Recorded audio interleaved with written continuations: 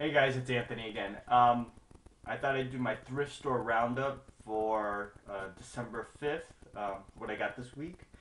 Um, Went to the Unique Thrift Store, and looks like someone donated a whole bunch of their Dreamcast games. So I got those. These were $1.99 each. The first one I got was Demolition Racer, no exit. Rarity of two, valued at $5. Got it for $1.99. My collector's guide actually says that's pretty good. Next game I got is Fighting Force 2 for the Dreamcast. Got it for $1.99. Rarity of 1, valued at $4.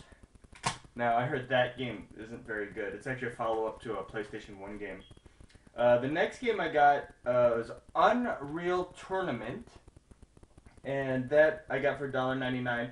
Rarity of 1, value of $4. Now, I think like Unreal Tournament has a legacy for the PC community. It's just supposedly like really good. I've never played Unreal. I'll be honest. I'm not into first person shooters. I get queasy when I when I play those games. It's like the motion of walking through those hallways just kind of makes me sick.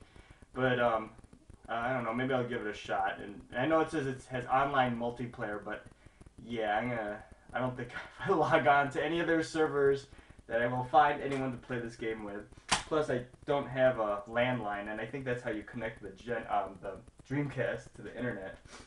The next game I have is Real Fishing Wild. Now, this game I got for $1.99. Rarity of 2, valued at $7. It's a fishing game. It uses the fishing controller. I do have the fishing controller. Who knows? Maybe I'll give it a whirl. Next game I have Test Drive V Rally.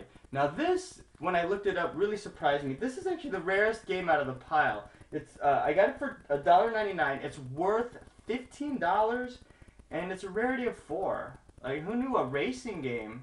I kind of thought it would be common, but it's actually kind of rare. Um, Next, I went to the Salvation Army, and I found some more Dreamcast games. Maybe, I don't know, who knows, the same guy was just dumping off his games. Anyway, I got Xinyu. Rarity of 1.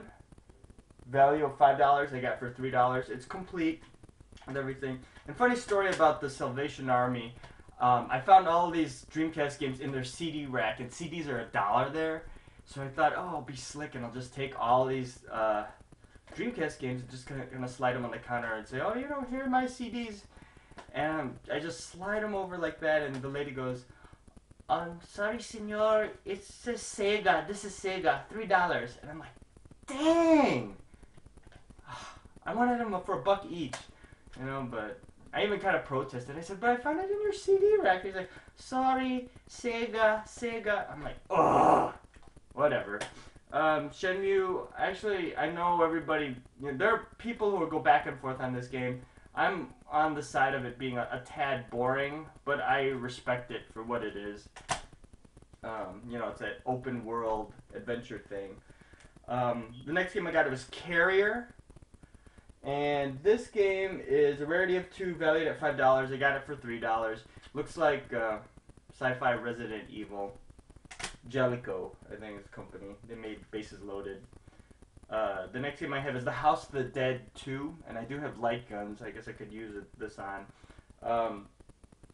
Got it for $3. Rarity of 2, valued at $5. And the last game I got from Salvation Army is this game called Zombies Revenge. Now this game is kind of rocks. It's kind of like a final fight with zombies set in the House of the Dead universe. And I got this for $3. It is worth $3, and it's a rarity of 1. The next game I got, games I got were from a place called Disc Replay, and they sell like used CDs and music. And they're Game Boy games, and I thought I'd start collecting Game Boy games because I got the Game Boy player for the GameCube, and I like playing on a big screen. The first game I got is Mercenary Force for the Game Boy.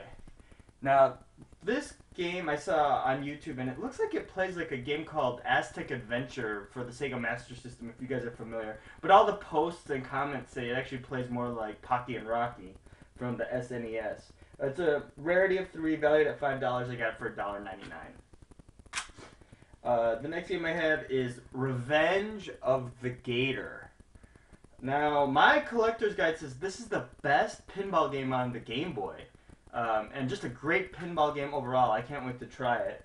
I got it for $1.99. It's a rarity of 1, valued at $5. And the last game I got there is a Game Boy game called Heiankyo Alien. I'm hoping I'm pronouncing that right. And my buddy from across the street when we were kids, he had this game, and I remember playing it. It kind of reminded me of a top screen Lode Runner type game. And you bury your enemies. And it's $1.99. I got it for $1.99, rarity of 1, valued at $2.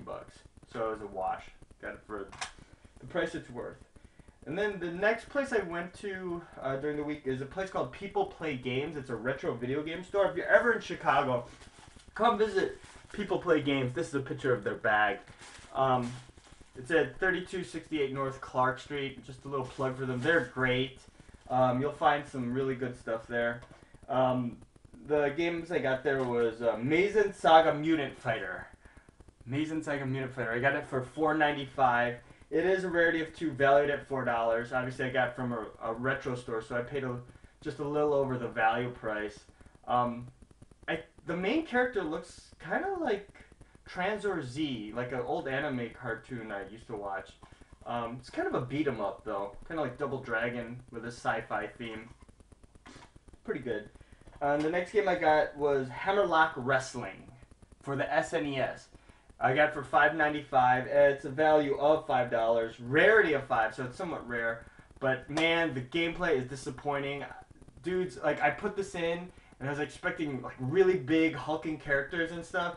They only use the middle part of the screen for the action, and the top 2 parts are like, you know, anime sequences of your moves.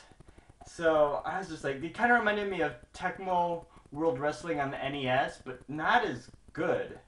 I don't know if you guys are familiar with Tecmo World Wrestling, but yeah, I was a little disappointed in Hammerlock. The next game I got is Jade Cocoon 2. I got this from the Brown Elephant resale store. I got it for $2, and the guy who had this game must have been a collector because it is in perfect condition. I flipped through the manual. It doesn't even look like it's been used. I mean, no scratches on the disc. I mean, the only mar I could say is the little $2 sticker that the resale shop put on the case. But this looks like some sort of monster raising Pokemon type game.